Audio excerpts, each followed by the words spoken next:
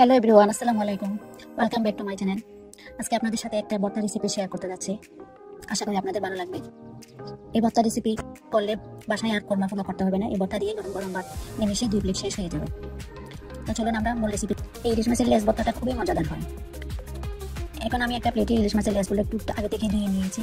তার মধ্যে আমি দিয়ে দিচ্ছি একটু হলুদ গুঁড়া, একটু লাল মরিচের গুঁড়া এবং একটু লবণ। সবগুলো দিয়ে একটু ভালো করে আমি মেখে নিচ্ছি। এবার ভালো করে মেখে উল্টে পাল্টে মেখে কিছুক্ষণের জন্য রেখে দিচ্ছি। এদিকে একটা ফ্রাই প্যানে সামান্য একটু তেল দিয়ে তার মধ্যে আমি 4-5টা রসুনের কলি ভেজে নিব। এভাবে আমি একটু লাল লাল করে একটু ভেজে নিচ্ছি। সাথে দিয়ে দিলাম কয়েকটা শুকনো লাল মরিচ এবং আরও কিছু কাঁচামরিচ। এই ভর্তার মধ্যে লাল মরিচ এবং কাঁচামরিচ জমাটা দিলে কিন্তু স্বাদ অনেকটা বেড়ে যায়। এভাবে আমি একটু 2-4-5 মিনিট এভাবে ভেজে তেল থেকে উঠিয়ে নিচ্ছি মরিচগুলো। ওই একই তেলের মধ্যে আমি এখন লেসগুলো ভেজে নিব। উল্টে পাল্টে আমি এভাবে লাল লাল করে একটু ভেজে নিচ্ছি।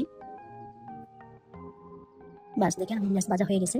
এভাবে ভাজা হয়ে গেছে সবগুলো লেস। এখন আমি উঠিয়ে নেব। এখন আমি একটা শিলপাটার মধ্যে এই মাছের ভর্তাটা আমি বেটে নিব। তার জন্য আমি আগে থেকে এখন একটু কাটা ছাড়িয়ে নিচ্ছি। লেচের কাটাগুলো একে একে সবগুলো লেচের কাটাগুলো আমি ছাড়িয়ে নিচ্ছি। ছোট ছোট কাটাগুলো কিন্তু বাটাতে চলে যাবে। একটু বড় কাটা যেগুলো এগুলো একটু বেছে নিতে হবে। একে একে সবগুলো লেস এভাবে আমি কাটা ছাড়িয়ে নিয়েছি। এখন আমি বেটে নিব। এভাবে শিলপাটায় বেটে যে ভর্তাগুলো করা হয় কি যে মজা হয়। বিশেষ করে আপনার শীতের দিনে এই যে সব রকমের ভর্তা, মাছ ভর্তা, শিম ভর্তা, সব ভর্তা খুবই মজা লাগে। ভর্তা হলে তার কিছুই লাগে না, কোনো তরকারি কোরমা ফলো কিছু আর লাগবে না। আপনার এই ভর্তা দিয়ে খুব মজা করে ভাত খাওয়া যায়। আমার বাসায় সবাই এই ভর্তাটা খুবই পছন্দ করে। এখন আমি সবগুলো মাছ বেটে নিয়েছি। তারপরে বেটে নিয়েছি আপনার এই যে মরিচ যেগুলো আমি একটু লাল লাল করে নিয়েছিলাম, একটা মরিচটা আমি বেটে নিয়েছি। তার মধ্যে দিয়ে দিচ্ছি আধা কাপের মতো পেঁয়াজ কুচি। পেঁয়াজ কুচিটা এবং মরিচ একসাথে আমি মেখে নিচ্ছি।